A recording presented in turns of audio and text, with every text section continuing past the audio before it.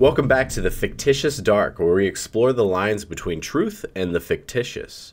And today we're exploring that line by reading a real story, assuming that this guy who posted this online is telling the truth. It's a story that was posted on the Reddit r/true scary stories.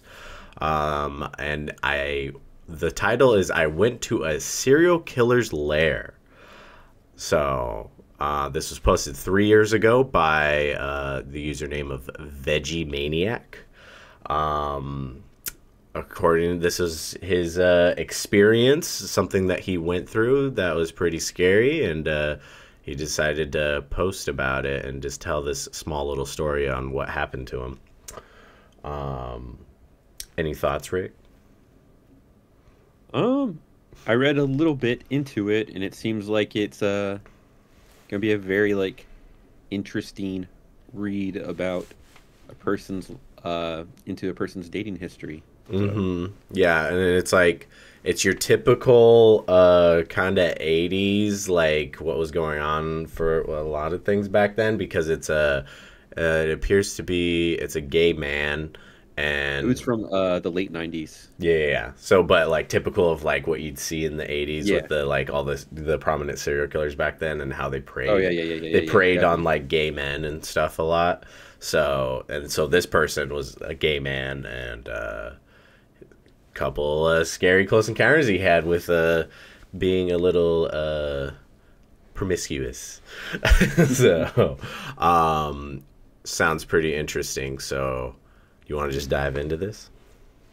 Let's dive in. Now, of course, I don't have any experience with serial killers, so I don't think I necessarily have any sort of expert knowledge to give. Just some simple, maybe paranormal experience that I've had in my life, and a thing or two about how people's brains work, but I don't know what else to actually get into as far as any expert opinions here, so we'll have to just kind of take it as it comes, and we'll see how it goes. Yeah, the closest I've ever had is I used to live in this apartment complex, and this lady murdered her sister in the apartment complex down the street, or I shouldn't say down the street, across from ours, Yeah. Did you actually know anyone involved? So that lady used to give us candy and ice cream when we rode our bikes around. She's a nice, cool lady that I guess snapped and had enough one day. So. Wow. Okay. It's a scary world out there. So. Exactly. Yeah. When it comes down to it, that's the one thing that is interesting is when you are kind of in this category of stuff that we're in with mysterious, paranormal, and whatnot. There's all the scary and horror monsters and whatnot. And, of course, kids are always going to be the most scared of the boogeyman and all that kind of stuff. The dark, literally. And most oftentimes, the things that you should be scared of the most is your fellow man. So, don't trust strangers. Free candy isn't always so free. Nope.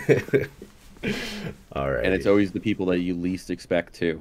No, yeah. There's some crazy people out there. People just conceal what's actually going on inside. So, alrighty. Definitely. Okay, so we'll try to split this up a little bit between me and Rick. Bear with us as we swap off because there's quite a few little small paragraphs, even though this is a fairly short story.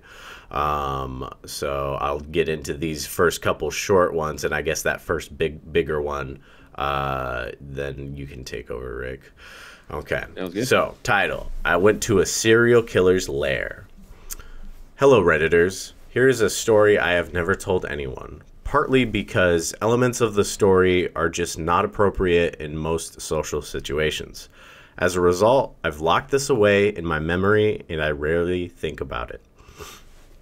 Fair warning, this does involve some sketchy sexual situations, but does not describe any sexual acts. And as a disclaimer, I am completely aware that this story involves me being very stupid and careless. I'm not going to inject these acknowledgments into the story, but the rest assured that in hindsight, I am aware of the foolishness that took place, and I don't need to be chided. Chided? I don't know that word. Do you know that word? Chided? I've never actually. Chided, kind of like I mean, like scolded, like. kind of, Yeah. Okay. Scolded or chided on the topic. Now, where to begin? The year was approximately 1998 to 1999. I was a young gay man in my early 20s living in a medium-sized city in the Midwestern U.S. This was sort of an in-between transitional time for gay people, where in most populous areas we had enough respect to live openly, but there were still plenty of people who did not like us. If you want to get that next part. It was well before the invention of smartphones, and the internet was still in the early stages of mass adoption. There were large communities online, but it was not yet at the point where most Americans were online. Online socialization consisted of chat rooms hosted by various services like AOL, Yahoo, or IRC servers, and message boards were still in use by large numbers of people.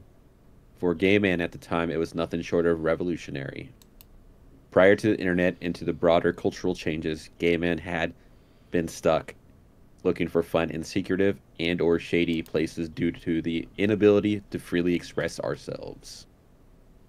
In the 90s, it was still somewhat risky, but the internet offered a way to talk freely and relative anonymously without the risk of being outed or worse. For this reason, it really took off in the gay communities, and gay men were a large part of the underbasis for these social platforms. It was suddenly very easy and relatively safe to find dates, friends, or just sex, and it quickly became the norm for a lot of gay men. So, I know growing up in this era, I was probably around 98, 99, I was probably about 13 years old. And me and my friends would always go around and onto like the teen chat rooms in AOL, or the Northwest chat rooms. There's like a bunch of different like like themed chat rooms, and there's like ones for like wrestling fans, and there were some for basketball fans, and there's whole different kinds of different chat rooms. But me and my friends mostly focused on like the teen chat rooms because were just officially teens, so we thought we were cool. And I remember we'd just go around and try to talk to as many girls as we could. And at the time, I think some of my friends would take over and they would act like they were like a little bit older, like 16, 17, and talk to these older girls that were 18 or 19. But there's no proof that, who we were talking to were actually who we were talking to. We were just having, good old chats because it was the fun thing to do. It was something new. It was the internet. It was the late 90s, early 2000s. And so I can see, like, we're a person that, is not comfortable with how the social climate at the time would perceive them, would use these chat rooms to,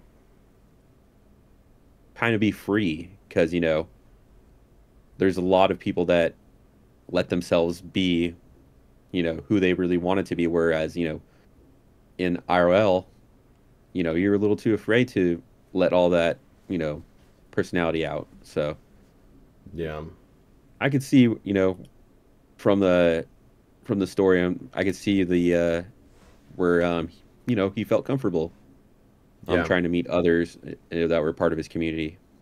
Yeah, for sure. And like definitely with like the internet and AOL, it was, it was around for kind of a minute at this point, but it was still new territory. And with that new territory, just like anything in life, when there's been pioneers of something, it's an exciting time. It's very fulfilling, and like you just very learning and just educational time.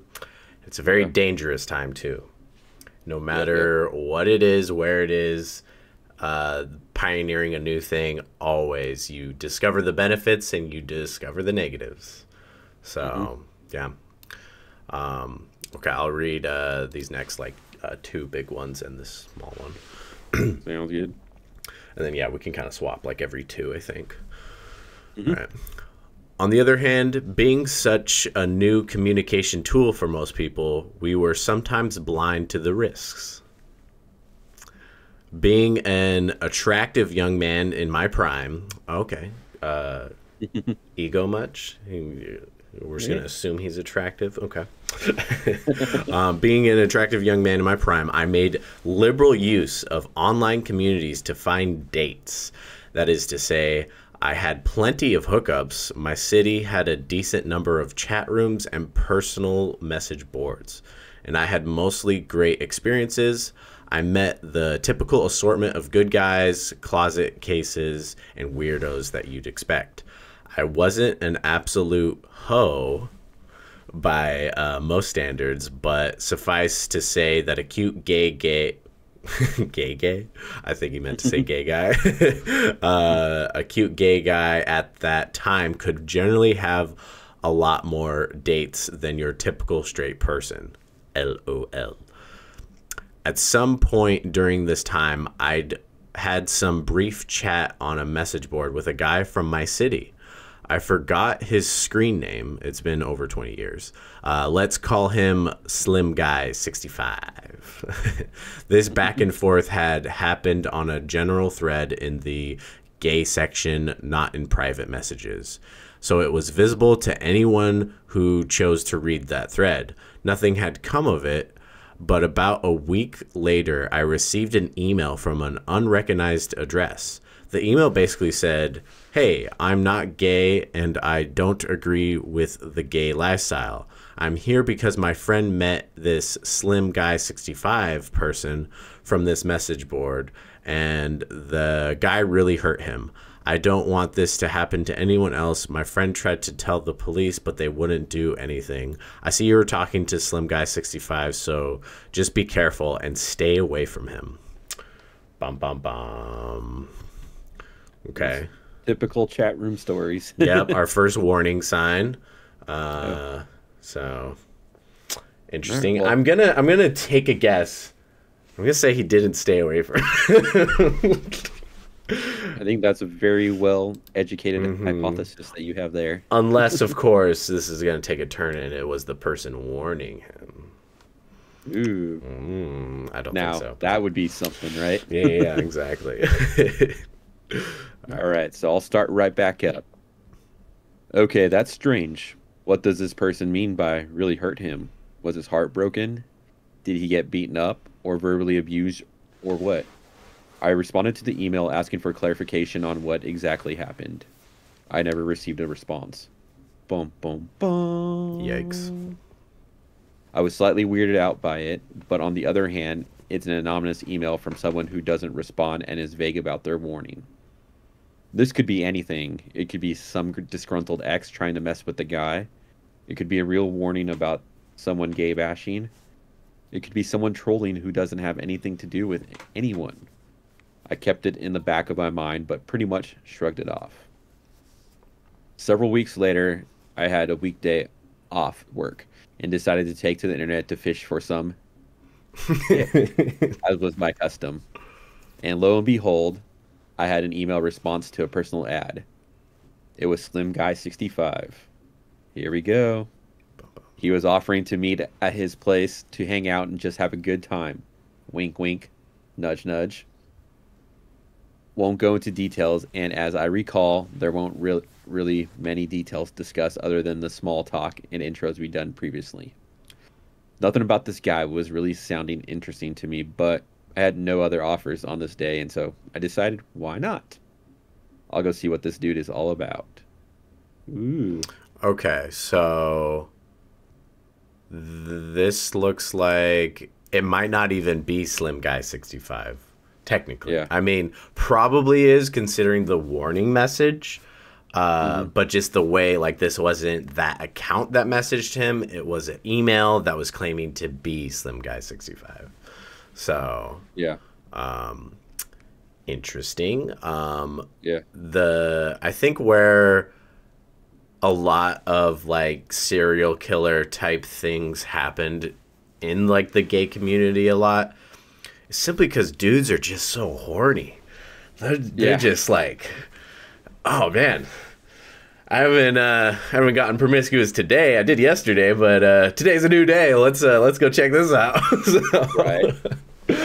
And also, I feel like serial killers prey on females and other gay men, if they're a male themselves, a serial killer I'm talking about, is because both of those types of people at that time weren't, as free as they were today with their sexuality. They both kind of had to be kind of closeted about it and couldn't, have like the, free sex that a normal straight man could have and could talk about at the time. Yeah, and it's more of a, closeted situation. It's more private, less witnesses, less eyes on the matter. And even if you want to get really dark with it, it's the victims are more likely to have less people care about them and go and seek them because at the time, so many gay individuals were cut off from their families. They did not, their immediate families, they may have not even been in contact with at all. So if you haven't heard from your estranged family member that you're not talking to last year, it's no different. I'm not going to hear about them this year, and you don't even know that something could have happened to them. So definitely, like, more time for cases to go cold in that community, for sure, especially at the time. And it's almost like if you're part of the community, the gay community, is like your friends don't want to come out and, help you out or try to find you if something like this would happen, is because they themselves didn't want to be outed and, face that social scrutiny that was happening at the time. Mm-hmm. Yeah. Exactly. It's a totally different era, and it was only, 27 years ago at this point, or 24 years ago, or 25? Yeah. And so there's been a lot of differences, in the last, 25 years with the social construct of, only straight males being able to be free with their, sexual lives. Mm-hmm. Yeah, for sure. This next part, I'm starting with as I typed, right? Yes. Okay, cool. As I typed my reply, I suddenly remembered the strange email I'd received warning about this person. I went back and reread it. Still vague, still presenting more questions and no answers. Should I take to this anonymous warning at face value and just ignore SG65? I decided to go check him out anyway. Yep. His address was on a rather busy street in the middle of a dense residential area. Not some shack out in the woods, and I can handle myself. If he's weird, I can just fuck off out of there. Before long, I received at the house at the agreed time. Why did I say I'm dyslexic? Before long, I arrived at the house at the agreed time. It was a duplex-style house with one apartment on the ground floor and one on the second floor, part of a row of several identical duplexes. It was the middle of the afternoon. There was plenty of traffic on the street and the occasional person out on their porch or in their backyard. I pulled up to the driveway to the parking area behind the house, go out, and knocked on the door. Yeah, so, like, there's, as far as the arrival, the physical location and what you're physically experiencing at this moment in time, seems good. There's no red flags, only green flags. There's plenty of people around, witnesses everywhere, Yeah. So definitely. And it also sounds like the typical startup to any, true crime show. Yeah, true. And then it's like on top of it, it's a duplex, you know? There's not going to be anything too crazy going on because there's neighbors listening like just above you or below you or whatever. So, yeah, there's no reason to be freaking out at this moment at this present evidence. So, it's almost like, it's a normal situation that's happening. Mm-hmm. So, all right. So, we'll keep on rolling and see what's happening. The guy that had answered was a pretty normal, kind of mousy looking man, probably in his 40s. Slight, slim build, soft spoken, looked like a guy working in the office cubicle somewhere. Not really my type, but honestly, my curiosity was piqued and I had nothing better to do. So I stepped inside to take a look around and gauge the situation. With the warning email fresh in my mind, I stepped into the back door into the kitchen. It was very clean and there was nothing out on the counters. And no table and chairs or anything. That is to say, it did not look like someone was living there. It had been kept up and cleaned, but looked empty. Looking out into the apartment, I could see that it was not set up as a living room or living space. A large window with sliding glass was between the kitchen and the living room, and I could see what looked like a large table out in the living room area. SG65 said something like, "This isn't where I live. A friend of mine used to run a doctor's office out of here. I maintained the building for him. It's private, though. We could have the place to ourselves." Weird. Okay. So some red flags. Yeah. The situation just flipped. Yeah, little spooky for sure. I mean, he said he was in his like young 20s during this time, so yeah. And then that's another thing when it comes to these sorts of things when it for men being in these situations. Mm-hmm. I think men will just run past red flags of safety way further than women, you know? It's Definitely. just like, I got it. I can take him. Yeah. It's all good. Yeah. So it's always the macho-ness comes out. Oh, I'm a tough guy. I can handle myself, Yeah.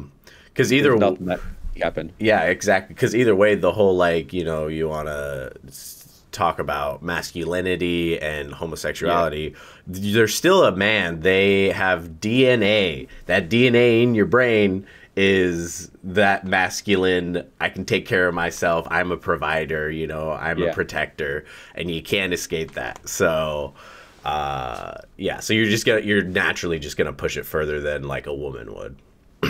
Definitely.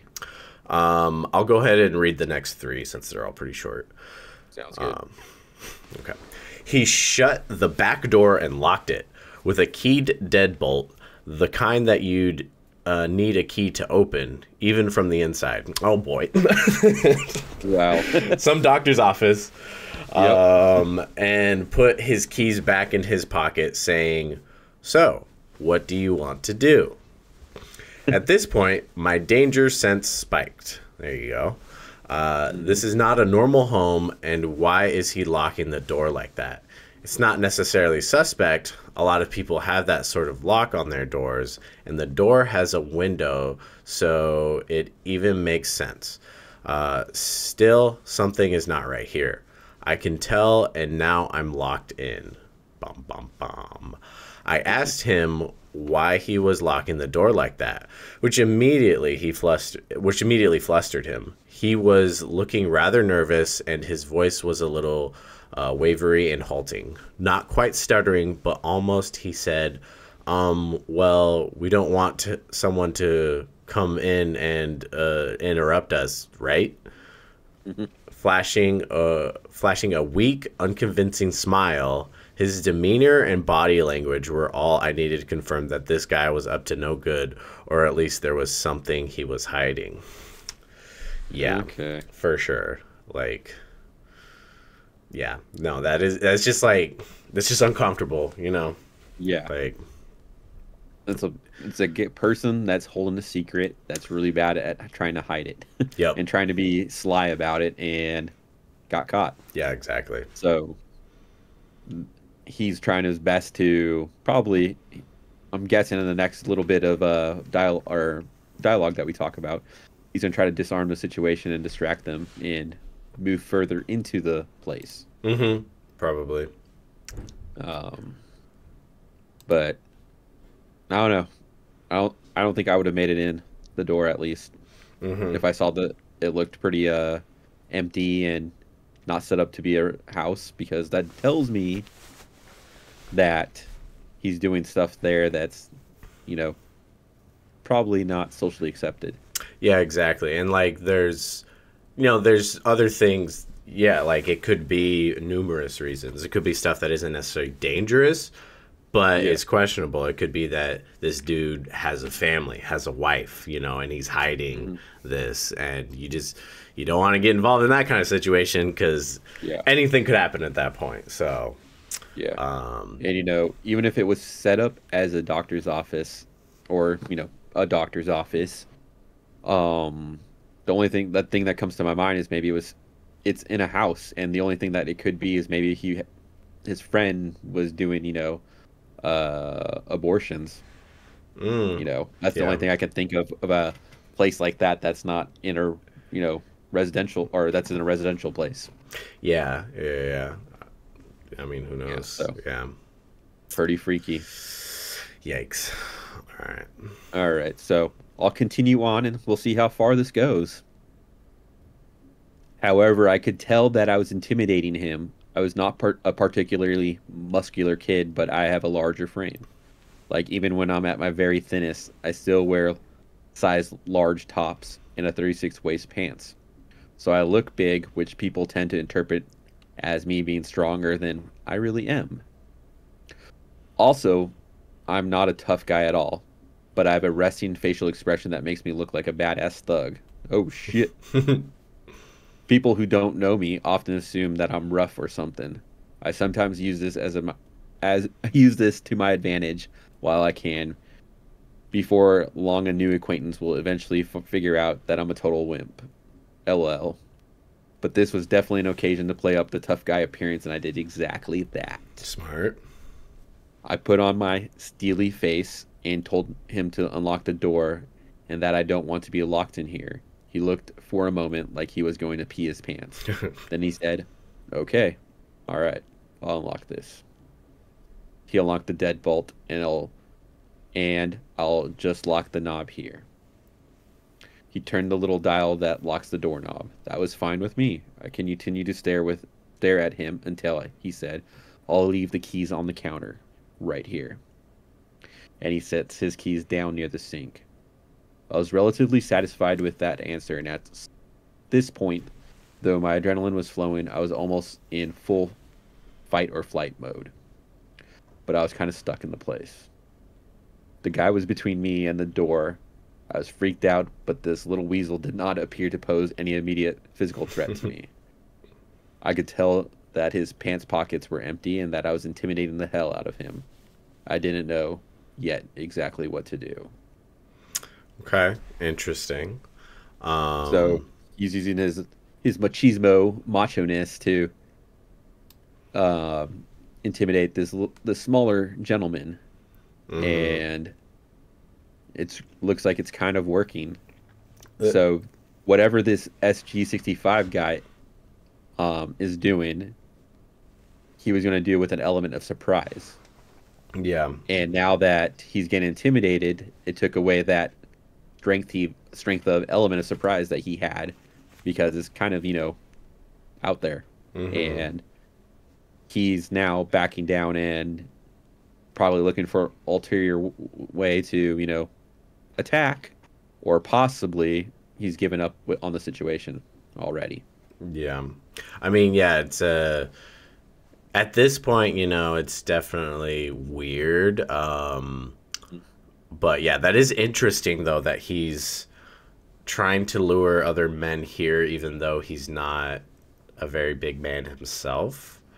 Yeah. So very curious as to, if he is a serial killer and like attacking multiple men, what his plan of attack is. Maybe it's like drugs or something like that, Yeah. or Just slowly thinking what? drugs, or maybe when they're sleeping, he goes in for the some kind of bondage, you know.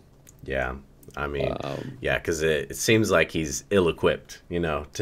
to take on maybe.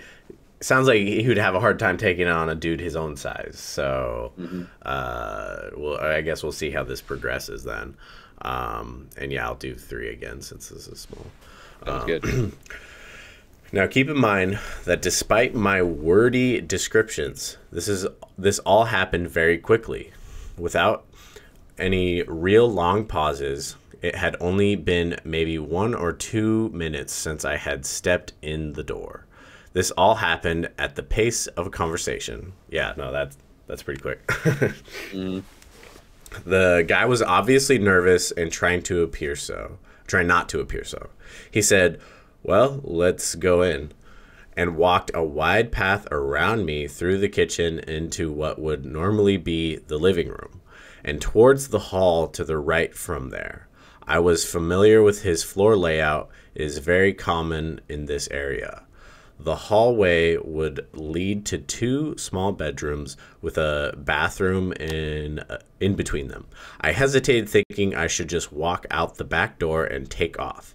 But really, now I was super curious. I knew there's no way in hell I'm doing anything with this guy, but I kind of want to see what's going on in here. Also, I'm confident that he can't take me if it comes to a fight. So I slowly headed towards the living room.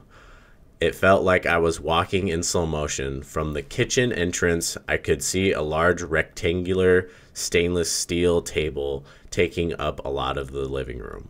I remember thinking, this looks like a surgical table. Oh boy.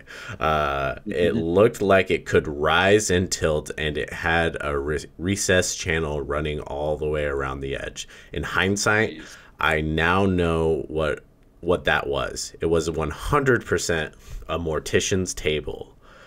Dude had a Oh, shit. mortician's table in there, but at that time, I thought it looked like a medical table of some sort.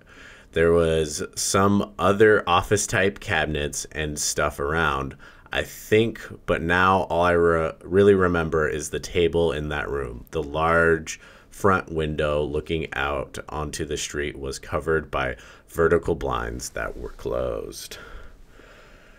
All Oh right. boy. Okay. Yeah, no, let's just keep reading this. This is getting interesting. I mean, yeah, freaky. Yeah. Yeah, let's keep going. I'll read the next 3. SG65 said something like this. Used to be a doctor's office, like I said. Come on back here. Oh, so the story changes a bit. It used to be a doctor's office. Wasn't I think he He said said his friend something. uses it for a doctor's office. Oh, Like, okay, yeah, yeah. at least from what I understood, is that his friend still uses it. Yeah, fair enough. But maybe I misunderstood. The hallway revealed the room setup that I expected. The first bedroom door was closed. The second door was open to a small, very clean bathroom. At the end of the hallway was the other bedroom, which looked like, if the doctor's office story was true, had at one time been converted to exam room. He said, "We can go in that room if you want. Go ahead and take a look." And he stayed by the other closed bedroom door. The back bedroom door was open, and I could see that the walls were covered in a honey-colored wood paneling, the type you might see in a den or office that hasn't been updated since the early 1970s. I slowly took a few steps down to that door, trying to be aware of what Mr. Creepy was doing behind me. He didn't move. Oh, When I got up to that room, the first thing I noticed was the door had a keyed deadbolt lock, like the back door. another one. Another one. Red flag, Mm-hmm. maybe? Yeah, 1 red flag, 2 red flag, 3 red flag. We'll see how many he goes through before he Mm-hmm. decides to leave. Yeah. This room locked from the outside. I wondered if there was a lever on the inside, but I pretty much knew the answer to that question without needing to check. I also saw a chair. a non-swiveling plastic desk chair with metal legs, sitting near the center of the room. The room had old, dark carpet and those wood-paneled walls. I know those walls were completely paneled with no windows. And I know that room had at least one window, probably two. So whoever did that paneling went over the windows. There was also a phone in there, plugged in and sitting on the floor. It was an old office phone, probably from around the 80s or early 90s. Dingy beige plastic with several buttons to manage different phone lines. Just sitting on the carpet near the wall with the chair at a slight distance facing the phone. There is nothing else in the room. Okay. Okay. Yeah, no, just more creepy. Yeah, I don't even know how to respond to that. Yeah, for sure. I guess I'll just keep going. I'm gonna read the next four, actually. Okay. Sounds good. I was standing at the threshold of that room, with one foot slightly in, absolutely not going past that door. I looked back at dude. He was still standing by the other door, just nervously smiling at me, trying to look casual, but obviously very nervous or something. He said something like, "Well, what do you want to do?" Instead of answering, I felt around the back side of the deadbolt lock. Sure enough, nothing there but the smooth wood of the door. It also dawned on me that I did not see a light switch anywhere for the ceiling lamp. Where was the switch? Who knows? It should have been just inside the door, of course, but the original switch was covered up by the paneling. He mumbled something about not having the key to the lock. Don't worry about it. I turned back to face the guy and just said, "What is it that you want to do here?" My skin had gone ice cold as I realized that I was way, way, way too far into this apartment. I was running through my options in my head. What is this guy going to do? He doesn't appear to have any weapon or anything in reach, but who the fuck knows what goes on in this place? What are you trying to do? He was almost totally derailed by that. He stammered out some hot man-to-man fun with the weakest smile I've ever seen, looking like he was just a hair's breadth away from panicking. Yeah. Yeah. Yeah, so this dude probably isn't even gay. Yeah, I was gonna say, I'm like, I don't think a gay man would say some hot man to man. Yeah. He's like, yeah. So I feel like there was going to be some element of surprise that had been ruined by the door not being locked. And now that the door's unlocked and it's a bigger person that's, that he's trying to lock in there with him, he doesn't have that element. He might get his ass kicked, Mm-hmm. Yeah, and he's just like, if he came to it, he's like, I don't know what to do. Yeah, but I really want to do this, whatever it is in my head. Yeah, he's just like, you're just like supposed to just be horny and not question. Like, yeah, what are you doing asking me questions? All the others, never question me about any of this stuff. Mm-hmm. We're supposed to be in private. You guys like privacy, Yeah. No. The one big creepy thing to me is the mortician table. Is like, okay. Yeah, for real. Drain my blood. That's would be the first thing I think. Is he trying to drain my blood, or what's he trying to do to me now? He's trying to drain something. Yeah. Well, I don't know if he's trying to drain that, but something. Probably blood. Yeah. Yeah.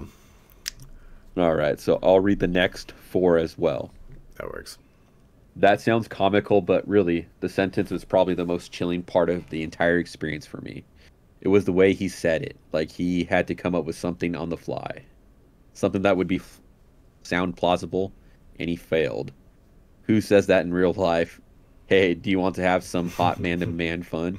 Yeah, Nobody. we just Yeah, we just debunk that. Mhm. It's something you'd see on an advertisement for a cheesy porn site or something. Yeah. I could definitely see that. Some hot man to man fun, smile, quivering lips. That was it. I said, nope, I want to leave. I'm leaving. He said, okay. I quickly walked past him as he flattened himself against the wall to avoid me. And I noped right out through the living room dissection area and through the kitchen to the back door, which was thankfully still not deadbolted. The keys were still on the counter. I let myself out and didn't bother closing that. As I saw him slowly coming to the door behind me, I deliberately walked, not ran, to my car, looking back to the building. I could see that there was indeed a window facing the backyard area from that paneled room, but of course it was covered up from the inside. Dude was shutting and locking the back door. And I left, heart pounding, skin icy cold, thinking, holy fuck, what was that? Yep. Yep. It's a little freaky moment, that's for sure. Yeah, and I feel like this, killer, if we can presume that he was a killer, or maybe some kind of masochist, I think they would say, knew that he was out of his element with someone bigger that could fight him off, possibly because, he didn't have his element of surprise left anymore. Kind of gave up. I know it was kind of comically when I read that, he kind of flattened himself against the wall. I could totally see like type of deal. Yeah. But yeah, I would have been out of there before any of that stuff happened. I would have been out of there probably at the first deadbolt situation. Mm-hmm. Possibly the minute I saw the mortician table, I would have walked out. Yeah. Yeah, exactly. So yeah, just always question things. Definitely. It's definitely good that he did practice some using of your brain. Yeah. But like every other male in the world, there was many red flags he had to pass before he came to that conclusion. Mm-hmm, exactly. All right, so I'll do the next two, and then you can do the next two, and then I'll finish off the last one. Okay. Sounds good. So, was this guy some kind of killer, or was he just an awkward, closeted gay guy with access to a sterile-looking apartment with an autopsy mortuary table and a windowless room that locks from the outside with a chair and a phone and no light switch? It's clear to me that the poor soul who walks into the room gets locked in. He probably shuts off the light from somewhere and calls the phone. Other than that, it's anyone's guess what happens. I assume the friend of the judgmental person who emailed me must have been some kid that got locked in for whatever game ensues. Yeah, for sure, because definitely some kind of weird abuse going on at the minimum. Oh yeah.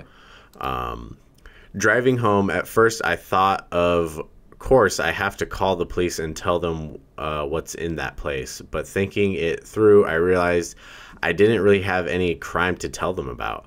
I went to meet a man for casual sex, and he has a room with a chair in it.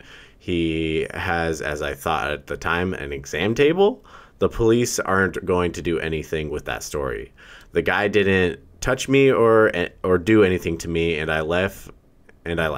I considered calling an anonymous tip line, but again, what exactly would I report?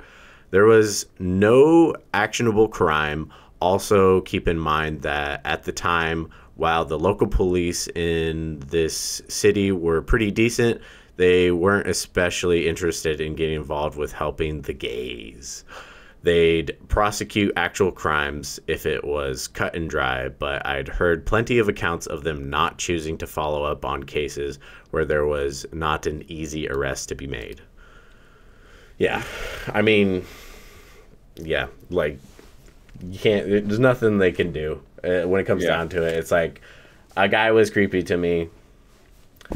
That's what it'll sound like to them. Like, yeah, okay. And who knows by then, if if it's not his place, the dude just leaves and leaves the place, and the police come and see that nobody probably rents out that place. You Mm-hmm. know, Yeah, could have been a break exactly. in, and he had that set up, and who knows? Mm-hmm. Um, or maybe he was telling the truth. Maybe there was some kind of shady back alley medical situation that was going on there. But who knows at the situation? That's true. Yeah. Yeah. I But mean, weird back alley medical stuff, and then he was just trying to take advantage of it, or that was yeah, the goal, just to like yeah, steal his kidneys or whatever. yeah, you yeah. know. Maybe he was some kind of surgeon, and the whole idea was to lock him in that room, get him weak enough where he couldn't fight back, and then he can physically knock him out himself or drug him, and Hmm. then steal his kidneys.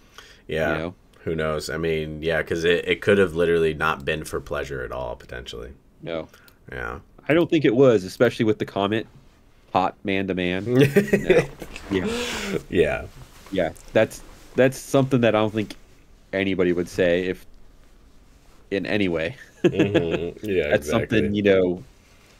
I feel like straight guys say to like joke around, back in the day about um being close with their friends, oh, we're gonna go have some Oh, hot man yeah. to man action type of deal. Yeah, exactly. I don't know. That sounds like totally like 90s straight man talk to me. Hmm.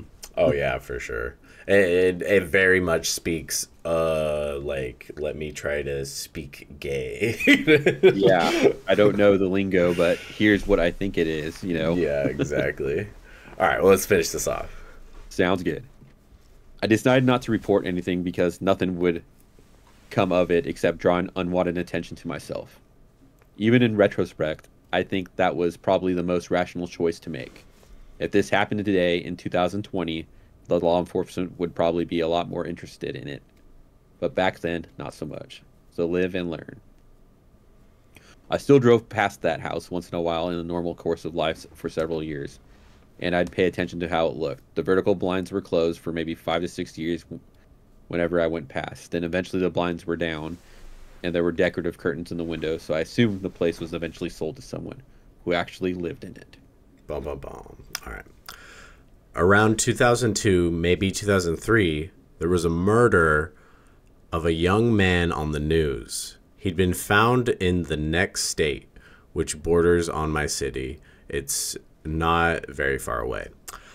I recognized the guy from the gay community, but didn't know him personally. A friend mentioned to me something about the local serial killer. I said, "What?" He explained that a few young men had gone missing over the past year, each after being at one specific dive bar, and each being found several miles to the north past the state line and out in the country.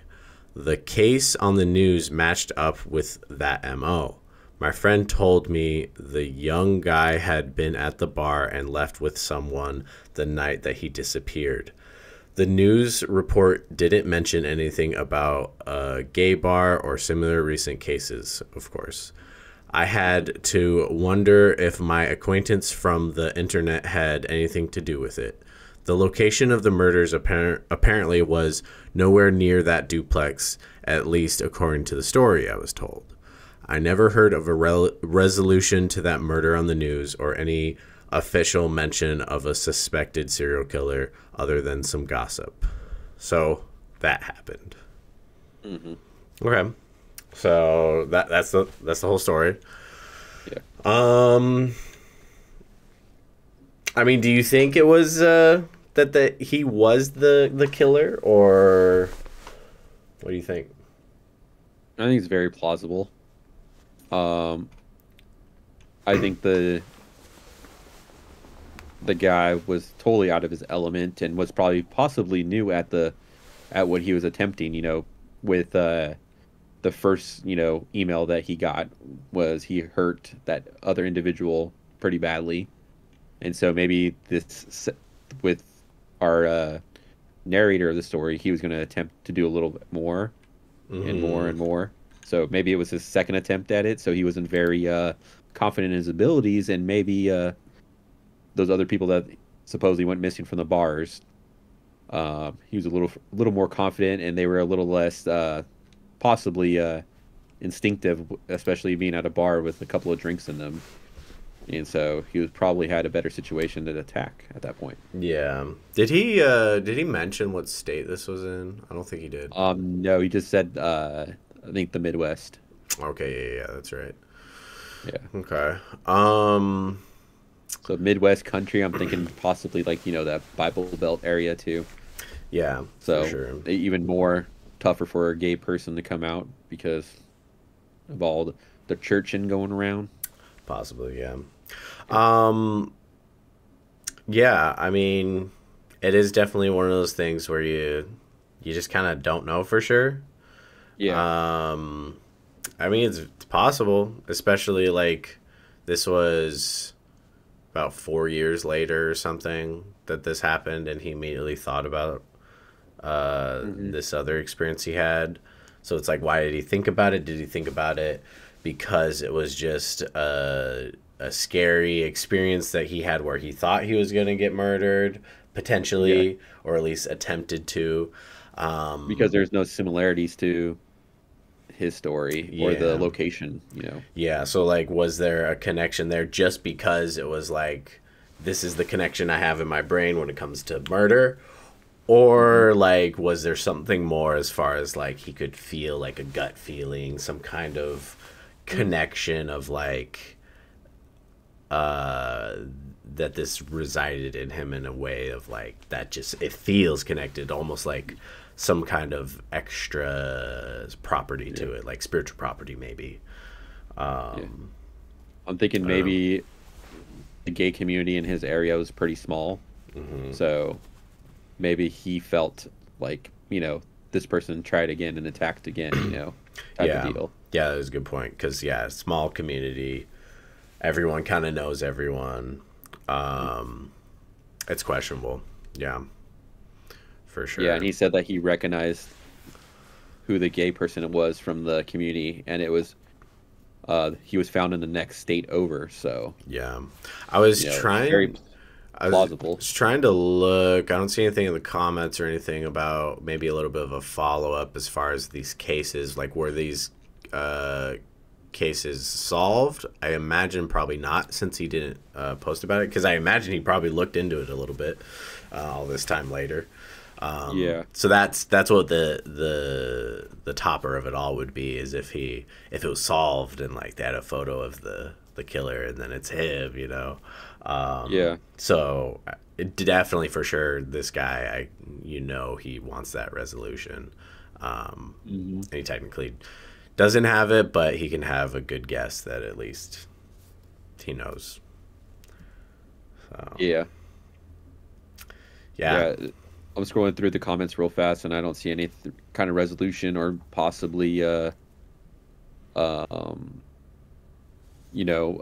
more information. But there was one comment asked that if it took place in Indianapolis, and the original poster said that he's not posting the location of the story, but it was not in Indianapolis.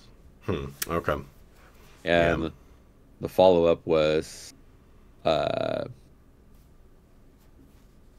they said Baumeister, so I'm guessing maybe that might be a town, you know. Okay. But I have no idea if that was to something, uh, to something else. Yeah, for sure. Yeah. Yeah, I mean, with everything that we get into here, something I feel like we've already said it and we'll repeat it a lot Hmm. is coincidences. Yep. Like sometimes there's just too many coincidences, and this is one where it's questionable.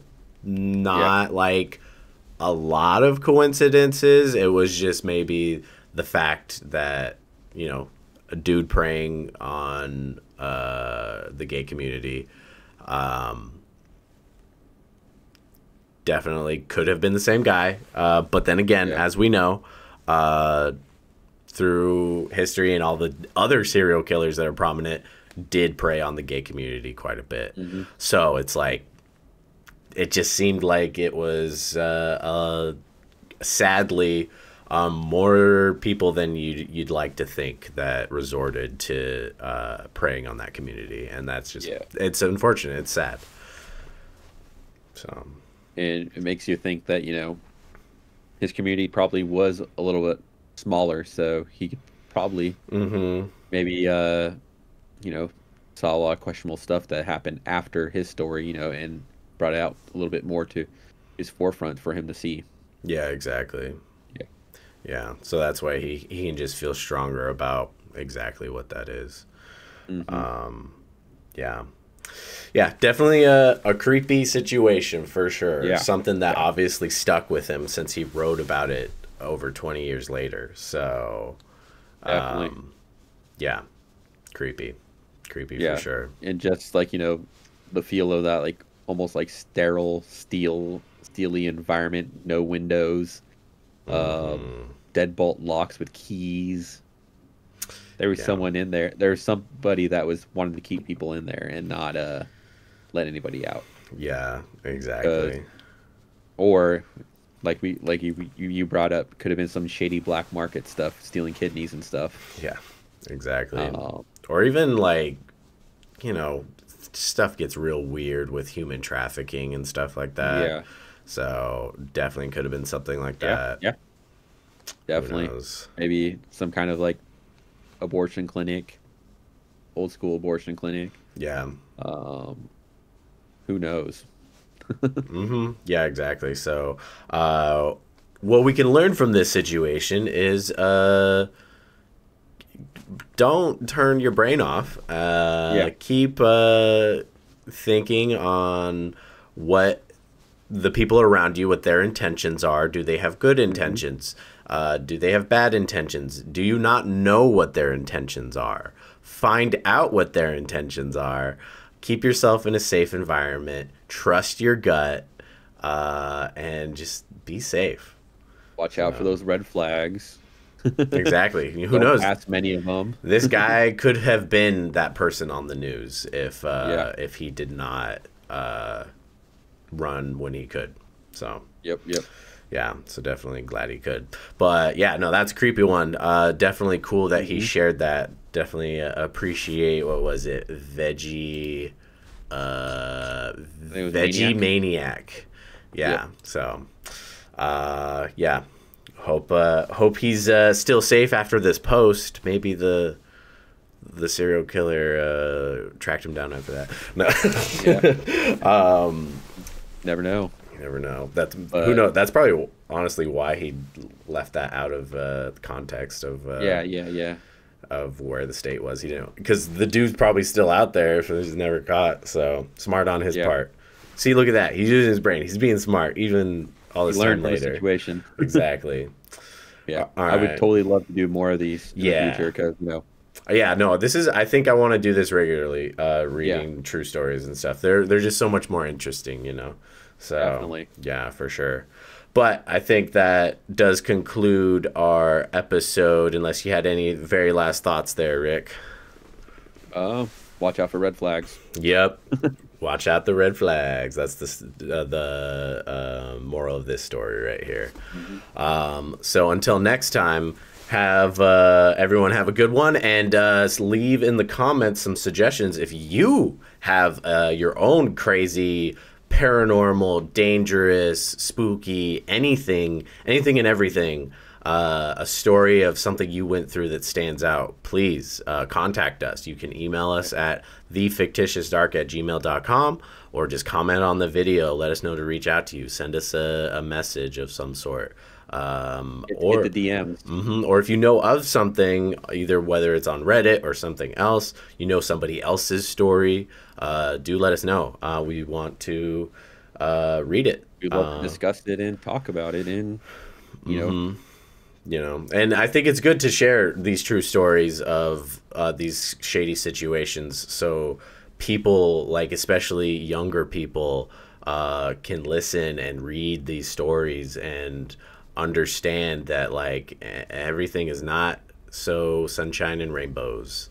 And if they then encounter something in their life that has a similar circumstance where, like, if they did not hear that story before they encountered that, maybe that story just did enough to make them second guess something. So I'd say the storytelling aspect of these situations are important. And I encourage people to come forward with their stories if they had any near-life death experiences or whatever, whether that be at the hands of another person or just a dangerous environmental situation, anything. So until next time, then, this has been a journey into the more true side of the fictitious dark.